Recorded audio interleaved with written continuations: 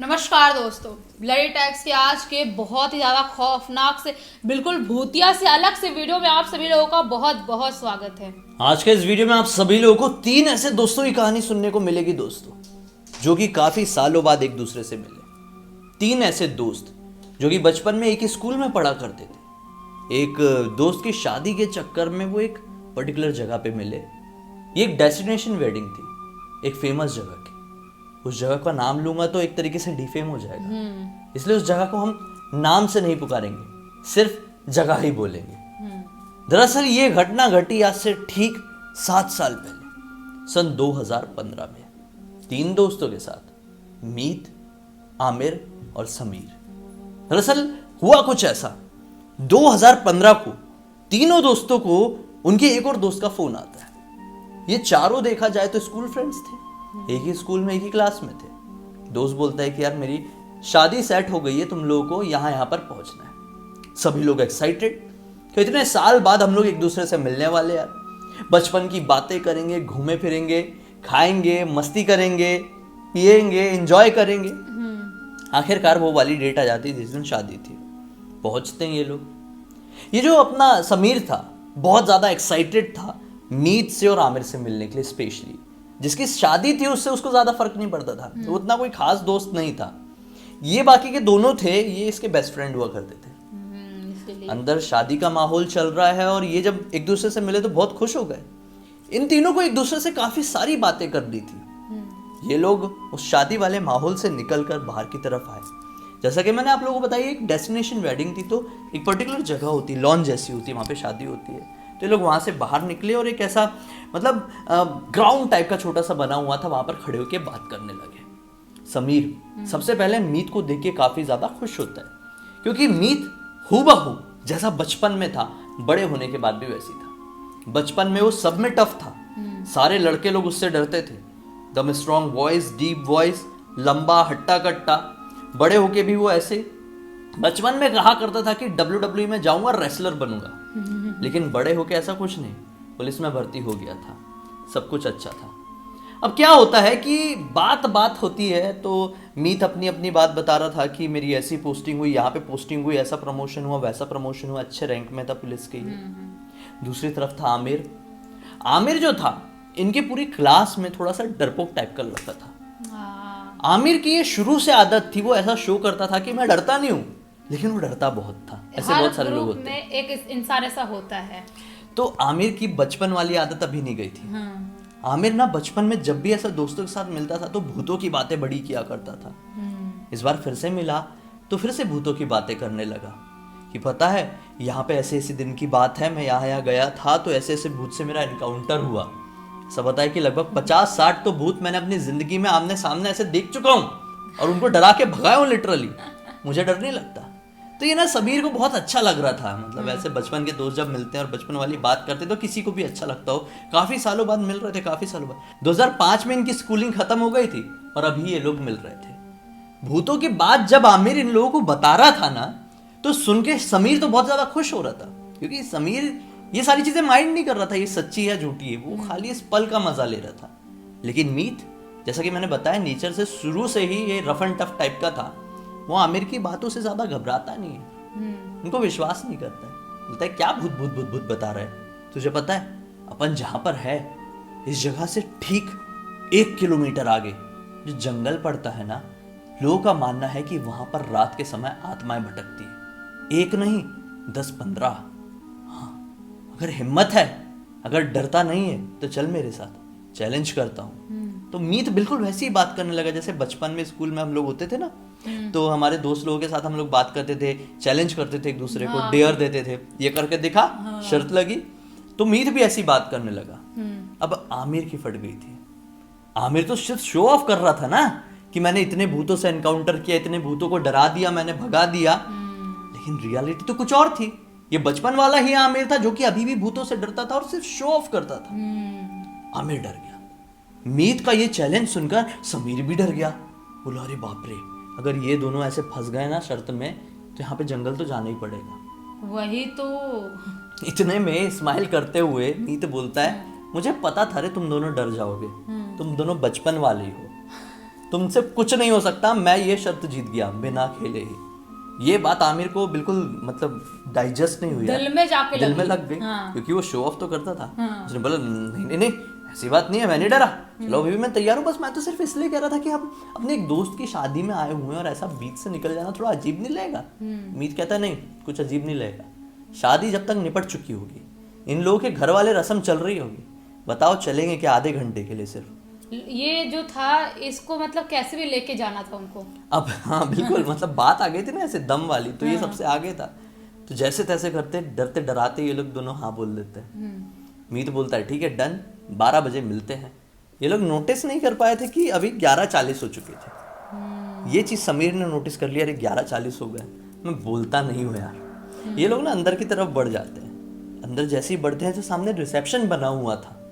अचानक से मीत की नजर पड़ती है एक बड़ी सी घड़ी में, उसमें देख लेता है 11:42 हो चुके हैं, 12 बजे का चैलेंज लगा हुआ है, तो चलें क्या, क्या बोल सकते थे, तैयार तो हुए थे अब भी बाहर। हाँ थोड़ा अपने दोस्त के पेरेंट्स से मिल लेते ना, उनको थोड़ा टाटा बाय करके निकल जाएंगे अपन लोग। टालने की कोशिश अंदर गए ये लोग, ये सोच रहे थे अंदर जाएंगे थोड़े बातचीत होंगे, माहौल चेंज होगा तो इसका मूड ना चेंज हो जाए, अच्छा ही होगा, लेकिन नहीं हुआ चेंज। मीत अटक गया था अपनी बात पे।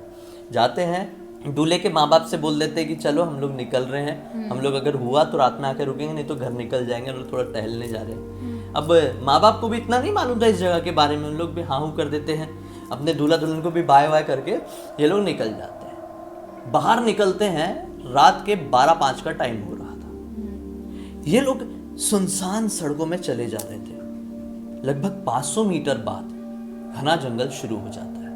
एक डेस्टिनेशन वेडिंग थी और आसपास ज्यादा घर नहीं थे। सुनसान जंगल शुरू हो जाता है, आसपास केवल झाड़ियां, झाड़ियों से घिरा हुआ कच्चा रास्ता। ये लोग आगे की तरफ बढ़े जा रहे थे।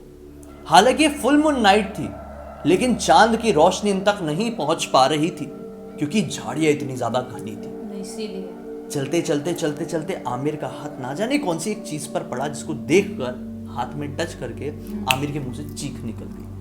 आमिर ने चीखा तो समीर ने भी जोर से चीख दिया। ये दोनों की चीख सुनकर ये हंसने लगा। मीत बोला क्या तुम लोग, एक बात बताओ, तुम लोग क्या अब तक लड़कियों वाली जिंदगी जी रहे थे क्या? अरे मतलब लड़के जो होते हैं रात में निकलते हैं, जंगल वंगल जाते हैं, रात में निकल के नदी वदी में नहा के आते हैं। तो आज समीर बोलता है कि अबे रात में नदी में कौन नहाता है, ठीक है लड़के हैं पागल तो नहीं है ना। बोलता है भाई मेरी भावनाओं को समझ। बोलता है ज्यादा घबराओ मत, ऐसी नॉर्मल चीज होगी, आगे बढ़ते। अब चलते चलते चलते चलते ये लोग एक ऐसी जगह पर पहुंच जाते हैं जहां पर ये झाड़ियां खत्म थी। सामने ओपन फील्ड दिखाई दे रही थी, ओपन फील्ड। ये लोग सोचते हैं कि अरे ये हम लोग कहाँ पहुंच गए। थोड़ी नजर आगे दौड़ाते हैं तो क्या पाते हैं, अब जो फुल मून नाइट थी उसमें मून की जो लाइट्स थी वो इन तक पहुंच रही थी, इनका विजन अब क्लियर था। थोड़ी आगे नजर दौड़ाते हैं तो क्या पाते हैं कि फेंस लगी हुई है, समझता होगा आप लोगों को, तार की फेंस। हाँ। ये लोग दूर से ही देख के समझ जाते हैं कि फेंस के उस तरफ किसी की जमीन है, किसी का खेत है। यहाँ से पीछे डरा हुआ आमिर बोलता है कि यार अब अपन वापस लौट जाते ना, ऐसे फेंस तक जाना, किसी और की प्रॉपर्टी तक पहुंचना ठीक नहीं होगा, गलत होगा। मीत बोलता है भाई तू क्या डर गया यार। समीर की तरफ देख के बोलता है तू चल रहा है कि नहीं। समीर क्या बोले, एक बार आमिर को देखता है, एक बार मीत को देखता है, बिना कुछ बोले आगे बढ़ जाता है। अब ये आगे, मीत उसके पीछे, और अपना जो ये था आमिर वहीं पर रुक जाता है। ये लोग थोड़ी आगे बढ़ते और ये लोग फेंस तक पहुंच जाते हैं। फेंस की उस तरफ अच्छी खासी धान लगी हुई थी, बहुत अच्छा मौसम, बहुत फ्रेश एयर आ रही थी, मानो कि सब कुछ चमक रहा था उस तरफ। जो चमकता हुआ खेत होता है, खूबसूरत खेत। तो इसके ना जो अंदर जो फीलिंग थी वो बहुत अच्छी हो गई थी। ये आंखें बंद करके ऐसे करके सब कुछ फील कर ही रहा था कि अचानक से पीछे खड़े हुए मीत की आवाज आती है, ये कौन है। ये घबरा गया, इसकी आंखें बंद थी, फील कर रहा था। मीत पीछे खड़ा था और मीत ने बोला ये कौन है। तुरंत आंख खोला, तुरंत अपने राइट साइड में, मतलब धीरे धीरे करके राइट साइड में ऐसा देखा, पाता है कि उससे लगभग 10 मीटर की दूरी पर एक शैडो सी खड़ी हुई है। इसका शक्ल नहीं दिख रही थी, इसका शरीर, कपड़े, कुछ नहीं दिख रहा था, लेकिन इतना समझ में आ रहा था कि कोई तो खड़ा हुआ है। एक सेकंड के लिए समीर को ऐसा लगा कि शायद वो जो होता है ना, जो पुतला होता है ना खेत में जो लगा देते कौवे वो को डराने के लिए, वो होगा। लेकिन नहीं, धीरे से उसकी ऐसी गर्दन हिली, ऐसी जैसे कि वो ही इनकार कर रहा हो कि जो तुम समझ रहे हो मैं वो नहीं हूं। समीर कुछ समझ पाता उतने में ही मीत जो कि समीर के पीछे की तरफ खड़ा था कंधे के पास आकर बोलता है कुछ ऐसे, एक चीज नोटिस किया तूने, उसके पैर नहीं है। शिट। समीर ने तुरंत ही उसके पैरों की तरफ देखा। समीर के रोंगटे खड़े हो गए, बहुत ज्यादा घबरा गए। अब ये दोनों वही नोटिस कर ही रहे थे कि इनको इनके पीछे की तरफ से कुछ अजीब आवाज सुनाई देती है। दोनों घबराकर पीछे तुरंत पलटकर देखते हैं, पाते हैं कि पीछे तो आमिर है जो थोड़ी देर पहले पीछे रुक गया था, वो अभी इनके पीछे पीछे आके खड़ा हो गया। आमिर बोलता है कि क्या हुआ, किसे देख रहे हो? मीत धीरे से बोलता है देख उधर, उधर देख, वहां पे कोई तो खड़ा, उसके पैर नहीं है, नोटिस हो पा रहा है। आमिर ने भी नोटिस किया। आमिर की फिर से बुरी तरह से फट गई। आमिर ने बोला मैं भाग रहा हूं, मेरे साथ जिस जिसको भागना है भाग चलो। समीर ने छोड़ा, बोला मीत तू चल रहा है तो चल, नहीं तो हम दोनों भाग रहे हैं। ये दोनों भागना शुरू किया और इनको पता ही नहीं चला कि हमारे पीछे पीछे मीत भी आ गया, जो अभी तक इतनी हैकड़ी हाँक रहा था। मीत भी आ गया। ये लोग निकल गए वापस से। उन लोग शादी की जो लॉन था वहां पर पहुंचे, अरेंजमेंट वगैरह था ही रुकने का, वहां पे जाके ये सोसा जाते हैं। अब अगले दिन की इनकी बस गाड़ी जो भी थी, ये लोग अपने अपने होम टाउन निकल जाते हैं। जो मीत और आमिर थे ये दोनों शिमला के रहने वाले थे, और ये जो अपना दूसरा समीर था ये दिल्ली का रहने वाला था। अच्छा। ये लोग अपने अपने घर पहुंच गए। उसके बाद ना जब ये लोग घर पहुंचे, उसकी अगली रात से ही समीर को बुरे बुरे सपने आना शुरू हो गए। सपने में उसे ये दिखाई देता था कि ये सुनसान जंगल में चल रहा है, चलते चलते इसको बड़ा सा एक काला गड्ढा मिला, उसके अंदर ये गिरा और अनंत गहराई तक गिरते चले जा रहा है, गिरते चले जा रहा है। ये चिल्लाने की कोशिश कर रहा है लेकिन चिल्ला नहीं पा रहा है। और ये सपना इसका बहुत देर तक चलता था। तो सोचो ये कितना ज्यादा डरावना होता होगा कई बार। बहुत, और इस क्योंकि सपने का मतलब भी अच्छा नहीं होता है। वो ऐसा सपना देख रहा था। हाँ। अनंत गहराई तक गिरते चले जाते थे और उठता था तो पूरी बॉडी पसीने से तरबतर। इसके साथ ये बहुत दिन तक होते रहा। लगभग जब 7 दिन बीत गए तो इसने सोचा कि मैं अपने दोस्तों से डिस्कस करता हूँ कि तुम लोग ठीक हो कि नहीं, क्योंकि मैं तो ठीक नहीं। ये फोन लगाता है सबसे पहले मीत को। मीत को फोन लगाता है तो घंटी जाती है, मीत उठाता नहीं है। फिर ये फोन लगाता है अपने दोस्त आमिर को, आमिर भी फोन नहीं उठाता है। ये सोचता है कि ऐसा क्यों हुआ। ये हर 2-3 दिन की आड़ में फोन करने की कोशिश कर ही रहा था। अभी क्या, ये बिजनेस करता था और इसके एक शौक था डायरी लिखने का। तो इसके साथ ये जो भी घटना होती थी ना, कुछ भी होता था, ये सारी चीजें अपनी डायरी में नोट कर देता था, लिख देता था। बहुत लोग होते हैं ऐसे जो लिखते अपनी रोज की डेली मैं भी लाइफ बचपन में लिखता था। तो क्या होता है कि अब लगभग 2 महीने बीत जाते हैं। 2 महीने बाद समीर जो कि बिजनेस करता था, उसको बिजनेस का एक काम आता है, जिस काम के सिलसिले में उसे शिमला जाना था। अच्छा। ये सोचता चलो शिमला जाना हो रहा है तो मैं अपने दोनों दोस्तों से मिलके आऊंगा, कि जब से हम लोग उस शादी से लौटे हैं एक अजीब सी घटना हुई है, उसके बाद तो हमारी बात ही नहीं हो पाई यार। ये लोग फोन भी नहीं उठा रहे मेरा, शायद मुझसे नाराज है क्या, क्या है समझ में नहीं आ रहा है। क्या होता है, ये शिमला पहुंचता है, सबसे पहले आमिर के घर जाता है। आमिर का घर ताला बंद लगा हुआ था, मतलब ताला था। ये सोच के टेंशन में आता है कि ताला क्यों लगा हुआ है। हाँ? बाजू वालों से पूछता है कि यहाँ पे आमिर रहता था, वो कहाँ पे है। ये लोग उसे हैरानगी से देखने लगते, बोले आप कौन? तो ये बताता है कि आमिर मेरे बचपन का दोस्त है और अभी हम लोग कुछ दिन पहले शादी में भी मिले थे और फिर मेरा फोन उठाना बंद कर दिया।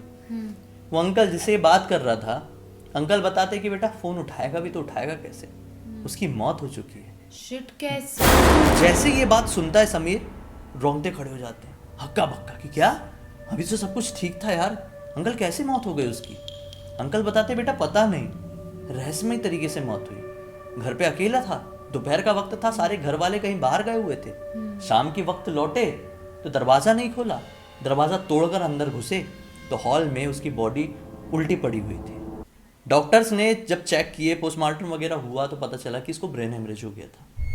ये अपने कानों पर विश्वास नहीं कर पाया और तुरंत ही मीत को फोन लगाया, लेकिन मीत का फोन अब स्विच ऑफ बता रहा था। सोचा मीत से मिलके आता हूँ।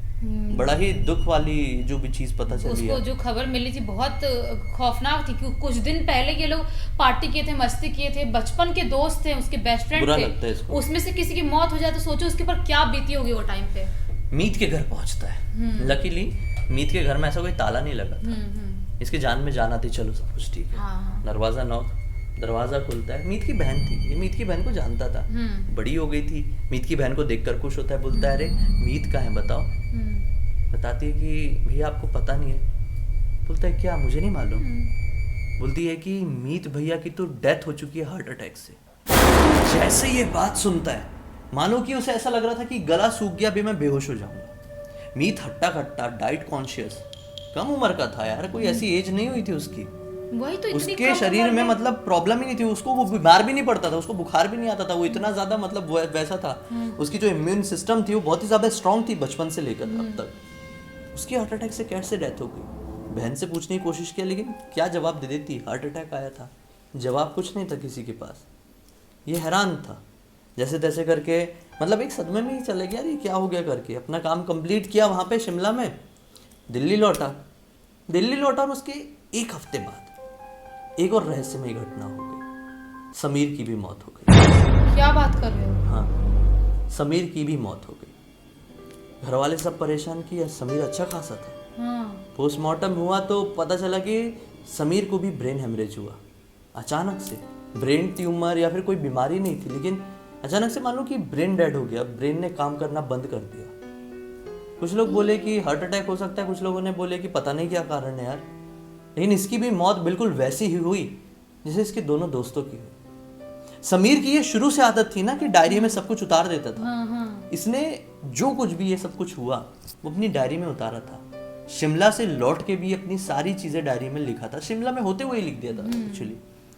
ये पूरी की पूरी घटना समीर के भाई ने मुझे इंस्टाग्राम में लिख के भेजा। उसकी डायरी, उसकी डेथ होने के कुछ दिन बाद जब चीज़ें नॉर्मल हुई, महीने बीत गए, 2 महीने बीत गए होंगे, रूम की साफ सफाई हो रही थी तो डायरी मिली। डायरी खोल के देखे तो भाई की आंखों से आंसू छलक गए। घर में सभी लोगों ने देखे, सभी लोग मतलब स्तब्ध रह गए कि क्या था यार ये। सही बात है यार, मतलब कि कैसे। और मेरे को पता है क्या लग रहा है कि जो उन गए थे उस जंगल में, उनको शायद नहीं जाना था। कुछ तो मनुष्य थी जो उनके साथ जुड़ गई थी, जिसकी वजह से वो तीनों एक एक करके इस दुनिया से चले गए। पता नहीं क्या था, और ये सपना भी उसे दिखाई दे रहा था। सपना भी रोज जो सपना उसको दिखाई दे रहा था, मैंने पहले ही बताई, वो सपने का मतलब अच्छा नहीं होता है, बहुत ही ज्यादा गंदा होता है। सही बात है।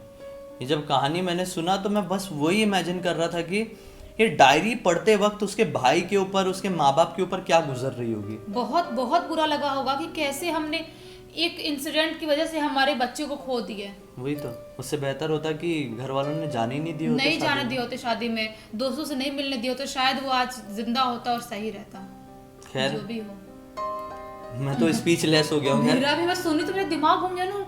एक की मौत होती तो दूसरी चलता है, लेकिन तीनों के साथ में और तीनों उस जंगल में गए थे, मतलब कैसे।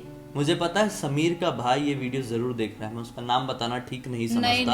हाँ। तो उम्मीद है कि भगवान आपको और आपके परिवार वालों को शक्ति दे, और मेरा ये वीडियो देखकर आप पुरानी चीजों को याद ना ही करो तो बेहतर है। लाइफ गोज ऑन, लाइफ तो चलती रहती है। हम हर वीडियो में यही बताना चाहते हैं कि आप चीजें जो फेस करते हो या कोई भी चीज आप अगर मानते हो कि यहाँ पे भूत प्रेत है, तो वहाँ पे मत जाया करो। आपको वहाँ पे एक्सपेरिमेंट करने की जरूरत नहीं है। नहीं, ऐसे डेयर्स, ऐसे चैलेंजेस करने से कोई फायदा नहीं होता। केवल और केवल एक ऐसा नुकसान होता है जिसके लिए सब फिर पछताते ही रहते हैं, और शायद पछताने के लिए तो कई बार वो लोग खुद नहीं बचते जिन लोगों ने डेयर या चैलेंज लिए। सही बात है। अभी तक खैर दोस्तों, अब तक इस वीडियो को देख लिए तो लाइक जरूर कर देना, चैनल को सब्सक्राइब करके बेल आइकन दबा के ऑल के ऑप्शन में क्लिक करना, क्योंकि इसी तरह के हैरान कर देने वाले खौफनाक वीडियोस डेली आप लोगों के सामने लेके आते रहते हैं। इंस्टा की लिंक इस वीडियो के डिस्क्रिप्शन बॉक्स में मिल जाएगी, क्लिक करके डायरेक्टली वहां पर पहुंच जाना। और इसी तरह की कोई भी कहानी या टॉपिक आप लोगों के पास है तो लिख भेजना, हो सकता है हमारा अगला वीडियो आप लोगों की कहानी के टॉपिक के साथ ही बन रहा हो। चलिए कल फिर से मिलते हैं, तब तक के लिए बहुत बहुत धन्यवाद। आपका दिन शुभ।